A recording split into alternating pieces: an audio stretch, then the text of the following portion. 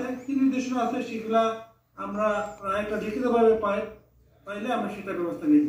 এর আগে কিছু লোক অতি উৎসাহী লোক যারা সমাজে বিশৃঙ্খলা সৃষ্টি করতে চায়, যারা আমাদের শান্তিপূর্ণ প্রাতিষ্ঠানিক ব্যবস্থাকে ধ্বংস করতে চায়, তারা আগে সোশ্যাল মিডিয়ায় কিছু গুজব ছড়ায় মানুষকে বিভ্রান্ত করার চেষ্টা করতে।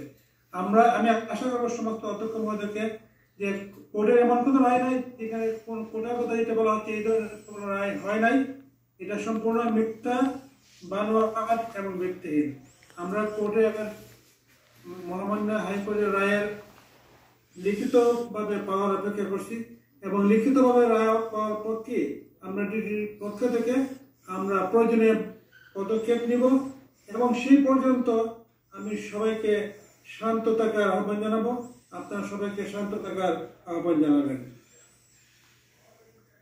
এটা মানবজান, এটা সংযমের মাস, এটা মুসলিম দেশ, মুসলিম প্রধান দেশ। আমরা বেশিরভাগই আমরা সংযম রোজা রাখি। রোজা মাসে একটা উচ্ছৃঙ্খল অবস্থা কোনোভাবেই কাম্য হতে পারে না। গুজবের কান দিয়ে অনেক লোক বিশৃঙ্খলা সৃষ্টি করতে চায়, স্বার্থ হাসিল করতে চায়, তাদের প্রতি তাদের সাথে আমাদের সাবধান থাকতে হবে।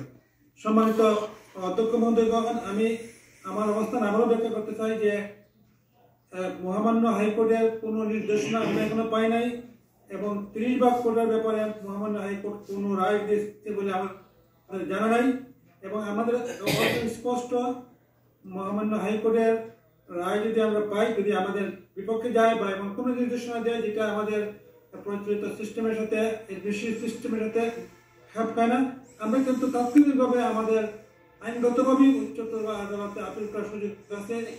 এর কিন্তু আমরা মানতে কিন্তু আইনগতভাবেই আমরা আপিল করলে এটা কিন্তু স্থগিত হয়ে যাবে এবং এমন কোনো রায় আসলে হয় নাই। সুতরাং আমি সমস্ত অধ্যক্ষ মহোদয়কে অনুরোধ করবো, আপনারা যারা স্টুডেন্টদের যারা নেতৃত্ব দেয় তাদের ডেকে বোঝাই দেন যে এই ধরনের কোনো রায় হয় নাই এবং রায় হইল থাকলে এটা ডিউটি আমরা প্রয়োজনীয় সব পদক্ষেপ নিব।